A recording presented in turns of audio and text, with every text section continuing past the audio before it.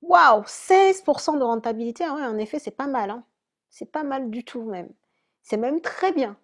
Par contre, la localisation, c'est vraiment pas ça en fait. C'est pas du tout terrible. Et d'ailleurs, dis-moi, qu'est-ce que tu ferais toi si tu trouvais un bien hyper rentable qui va te procurer un beau cash flow, mais par contre qui est situé dans une zone pas terrible, dans les zones sensibles comme on les appelle, qu'est-ce que tu ferais? Est-ce que tu achètes ou tu passes ton chemin? Dans cette vidéo, on va répondre à cette question parce qu'elle est posée par un membre de la communauté. Donc, je vais y répondre et tu vas me donner ton avis en commentaire. On commence tout de suite.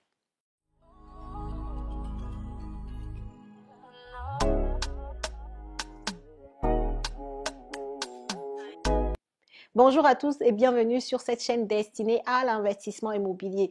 Je me présente rapidement, je suis Lady Célia, je suis conseillère et formatrice en investissement immobilier et moi-même investisseuse depuis maintenant 5 années avec un patrimoine immobilier de 21 appartements en France. Ma mission, c'est de t'accompagner pour que toi aussi tu puisses atteindre tes objectifs en investissement immobilier, pour que tu puisses gagner de l'argent concrètement en investissant dans la pierre. Donc sur cette chaîne et à travers mes services, je te tiens par la main, je t'accompagne, je te donne toutes les informations utiles, nécessaires pour que tu puisses être un investisseur immobilier rentable. Donc, si tout ce que je viens de dire t'intéresse, je t'invite à faire deux choses. La première, abonne-toi à cette chaîne et active ta cloche de notification pour ne pas rater mes futures publications. Et la deuxième chose, regarde dans la barre de description, tu vas trouver plein de choses. Tu vas trouver le lien vers mon site internet, le lien vers la formation que je propose, démarrer sereinement en investissement immobilier, le lien vers mon groupe Telegram, ma chaîne, mon canal Telegram, où je poste régulièrement des choses sur ce que je fais en continu, ce que je ne peux pas faire tout le temps sur YouTube. Donc, tu vas avoir plein d'informations au travers de mon canal. Et bien entendu, tu vas également voir si tu es nouveau, nouvelle sur cette chaîne, tes cadeaux de bienvenue. Voilà, je te laisse regarder tout ça. Comme je le disais en introduction, aujourd'hui, on va répondre à une question d'un membre de la communauté qui me l'a envoyé. En fait, sa question est la suivante. Elle a trouvé, en fait, un bien hyper rentable, mais qui se trouve, en fait, dans une zone sensible. Donc, une zone, on va dire, un quartier chaud, comme on l'appelle ici en France, un quartier où, par moment, il y a des descentes de police, par moment, il y a, voilà, des ventes de produits illicites, voilà, dehors, quoi, à la vue et de tout le monde. Donc, voilà, c'est un quartier dans lequel tout le monde ne peut pas se sentir à l'aise. Tu vois, donc elle me dit, elle a trouvé un bien hyper rentable, donc c'est un appartement hyper rentable, on parle ici de 16% de rentabilité, et donc sa question est de savoir qu'est-ce qu'elle fait en fait. Est-ce qu'elle investit ou est-ce qu'elle passe son chemin justement parce que c'est un quartier sensible et tout ça. Donc, ce que je vais dire ici, c'est ce que j'applique, d'accord? Maintenant, je ne dis pas que ce que j'applique, c'est la vérité absolue, c'est la vérité universelle et c'est ce que tout le monde devrait faire. Mais toujours est-il qu'on m'a posé la question et j'aime répondre en fonction de ce que moi je fais, d'accord? Ce que moi j'applique pour vous apporter réellement du contenu en fonction de mes expériences et de mes choix, ok? Maintenant, il y a d'autres personnes qui peuvent faire autrement. Donc, moi, en immobilier, il faut savoir que j'investis en fonction de trois règles d'or, trois critères qui sont primordiaux pour moi. Et si tu me suis depuis un moment, tu dois les connaître. Le premier critère, c'est que j'investis dans l'immobilier pour gagner de l'argent tout de suite. Pas une fois que j'ai fini de payer mon crédit, pas une fois, voilà, que je n'ai plus de dette. Non, non. J'investis dans l'immobilier pour avoir du cash flow, donc du complément de revenus là tout de suite. Ça, c'est un premier principe. Il y a d'autres personnes qui investissent dans l'immobilier, voilà, en mode patrimonial, j'investis aujourd'hui, je sais que ça va prendre de la valeur, même si j'ai zéro cash flow ou même si j'ai de l'effort d'épargne à faire en fonction de ce bien-là. Mais moi, c'est pas mon cas. J'investis dans l'immobilier et sur cette chaîne et au travers de mes services, c'est ce que je fais avec toi aussi. Je t'aide à investir dans l'immobilier pour gagner de l'argent tout de suite et pas dans 15, 20, 25 ans une fois que tu as fini de payer ton crédit. Ça, c'est mon premier critère. Mon deuxième critère, c'est que j'investis quand même en ayant dans l'idée d'avoir de la plus-value à la revente de mes biens. Si jamais je décide de revendre mes biens, je veux pouvoir dégager aussi de la plus-value. C'est aussi une façon de s'enrichir grâce à l'investissement investissement immobilier. Ça, c'est mon deuxième critère d'or. Et mon troisième critère, je vous dis, les trois vont de pair. Il n'y en a pas une et je laisse les deux autres. Non, il faut que les trois soient réunis pour que je puisse investir. Donc, le troisième critère pour moi, c'est investir en toute sérénité. Investir, pas avoir de maux de tête. Investir, pas avoir des locataires ingérables. Investir et pouvoir aller visiter mon bien même à 22 heures du soir et ne pas être stressé, ne pas être mal à l'aise, ne pas regarder derrière moi. Donc ça, ce sont mes critères. Investir en toute sérénité, en ayant du cash flow et en pouvant me projeter sur une plus-value potentielle. Ça, ce sont mes trois critères d'or, mes trois règles d'or. Si tu me suis depuis sur cette chaîne, alors tu dois les connaître parce que c'est ce que je t'apprends à faire également. Maintenant, on va revenir sur sa question et on va aller vraiment, voilà, ça va être une analyse vraiment cartésienne, hein, vraiment. Est-ce que investir dans un quartier chaud permet de répondre à ces trois questions? La première question sur le cash flow, bien sûr, puisque ici on est en présence d'un bien avec une rentabilité de 16%. Ça fait quand même que, voilà, tu peux vraiment te poser la question, tu peux prendre le temps de l'analyse parce que, justement, c'est un bien avec beaucoup de rentabilité que ce que tu pourrais trouver d'ordinaire. Okay? Donc, c'est normal qu'on puisse prendre le temps de la réflexion. Donc, oui, sur la partie cash flow, sur le premier critère d'or, premier critère important, on y est, on a le cash flow. Maintenant, sur le deuxième critère, sur la plus-value, est-ce que c'est un bien qui va me permettre, si jamais dans 5 ans ou même avant, je décide de le vendre ou dans 10 ans, peu importe, je décide de revendre ce bien, est-ce que je vais encore gagner de l'argent à ce moment-là? Là, la réponse est moins facile. Okay? Elle est moins facile, pourquoi? Parce que c'est un secteur dans lequel je vais avoir du mal à revendre mon bien. C'est un secteur dans lequel le bien sera moins liquide.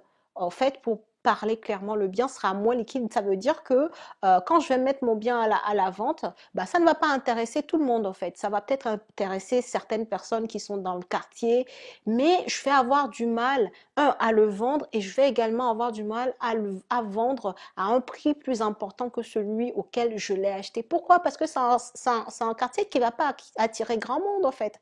C'est un quartier qui ne va pas attirer des personnes qui ont les moyens d'aller acheter ailleurs où ce n'est pas chaud, où on n'a pas la descente de police, où on n'a pas de vente de produits illicites en bas d'immeubles. Donc les personnes qui ont les moyens ne vont pas acheter dans ces quartiers-là. Donc quand moi je voudrais revendre, eh ben, je vais avoir du mal. Le bien sera moins liquide et en plus d'être moins liquide, ça veut dire que je ne vais pas le vendre vide. En plus de ça, eh ben, je vais avoir du mal à vendre beaucoup plus cher que ce que je n'ai acheté parce que ce ne sont pas des quartiers qui prennent de la valeur dans le temps. Maintenant, on peut se dire que ça peut être possible d'avoir de la plus-value si par exemple la municipalité a des projets par exemple d'amélioration de ce quartier-là, de la refonte de ce quartier. Il faut savoir qu'en France, parfois la municipalité peut décider de casser certains immeubles HLM justement pour les étaler, pour voilà, ils font en sorte d'éradiquer, enfin ils déplacent le problème, très souvent c'est ça, hein, ils les chassent d'un endroit, ces vendeurs de produits illicites et ils se remettent à un autre endroit. Mais en tout cas, c'est possible que le quartier se redonne une nouvelle image parce que la municipalité aurait fait des projets dans ce sens. Et à cette condition, oui, le bien pourrait prendre de la valeur dans le temps. Maintenant, c'est un gros pari sur l'avenir. Ça veut dire qu'aujourd'hui, tu achètes un bien, mais en ne misant que sur l'avenir, en ne misant que sur le fait que la municipalité va faire des projets, que le bien va peut-être vraiment prendre de la valeur dans le temps. Bref, là, c'est un gros pari, puisque en soi, tu fais un pari même aveugle, en fait. C'est-à-dire, tu comptes sur la chance. On va dire, tu croises les doigts et tu vois. Non, on n'investit pas en croisant les doigts. On investit en regardant les chiffres, en ayant en vision, dans notre vision, ce qu'on a aujourd'hui, les faits. On investit sur des faits, les faits actuels. D'accord? Et ensuite, on fait des projections. Mais si aujourd'hui, tu vois déjà que ta projection, elle est négative, pourquoi tu penses que demain, elle sera mieux? C'est possible qu'elle soit mieux. D'accord? Je ne dis pas le contraire. C'est possible. Mais tu n'as rien du tout qui te met dans cette dynamique-là, en fait. Donc, tu ne vas pas faire des plans sur la comète, tout simplement. Donc, c'est pour ça que je dis que sur le côté de la plus-value, sur le deuxième critère, la question, elle est moins facile à y répondre, mais en tenant compte de ce qu'on connaît sur le quartier, sur le fait qu'aujourd'hui c'est un quartier chaud, sur le fait que la municipalité pour l'instant n'a rien prévu pour les projets d'amélioration, machin et tout, bah, en fonction des critères qu'on connaît aujourd'hui, des faits qui sont actuels, on peut dire que ça ne prendra pas de valeur parce que le quartier, ben, c'est un quartier qui n'intéresse pas beaucoup de personnes. D'accord? Donc le deuxième critère n'est pas respecté. Et maintenant, on va venir au troisième critère sur la sérénité. Est-ce que c'est serein d'investir dans un quartier chaud?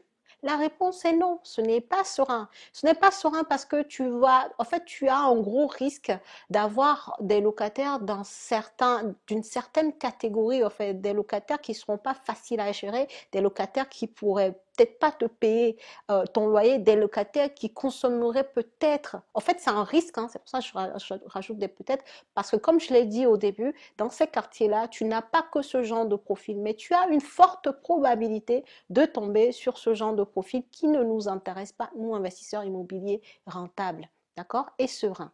Donc, troisième critère sur la sérénité, pas respecté à ce niveau-là et pas respecté non plus parce que pour aller dans ton bien, si tu dois te cacher parce qu'on ne sait pas, il y a peut-être des coups de feu, ils vendent des trucs, il y a des policiers qui descendent, si tu ne peux pas y aller à n'importe quel moment de la journée et être à l'aise et être en sécurité, c'est compliqué en fait. C'est compliqué. Enfin, je ne sais pas vous, mais en tout cas, moi, ce que je vous apprends à faire et ce que j'apprends à mes clients, c'est de toujours garder en tête la sérénité qui est très importante si on veut perdurer et ce, dans n'importe quel domaine de la vie. Quand tu fais quelque chose et que tu n'es pas serein, je te parie que tu ne vas pas perdurer dans ce domaine-là. Tu ne peux pas perdurer. Mais si tu veux perdurer, par exemple, il y a des personnes qui veulent investir une fois, deux fois, trois fois, quatre fois, qui veulent avoir vraiment un patrimoine immobilier conséquent, qui veulent s'enrichir profondément en fait,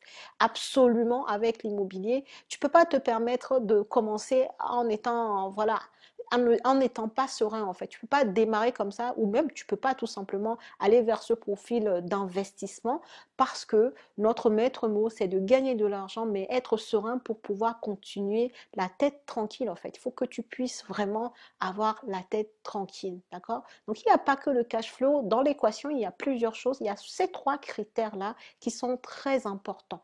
Je peux comprendre que parce qu'on cherche des biens pendant un moment, ça commence par faire long et on se dit, voilà, j'ai trouvé quelque chose à 16% de rentabilité, même si c'est dans un quartier chaud, je vais peut-être y aller. Si tu es débutant, je ne te le conseille pas, absolument pas. Passe ton chemin. Passe ton chemin parce qu'il n'y a rien pour te dégoûter après, en fait. Il n'y a rien pour te dégoûter.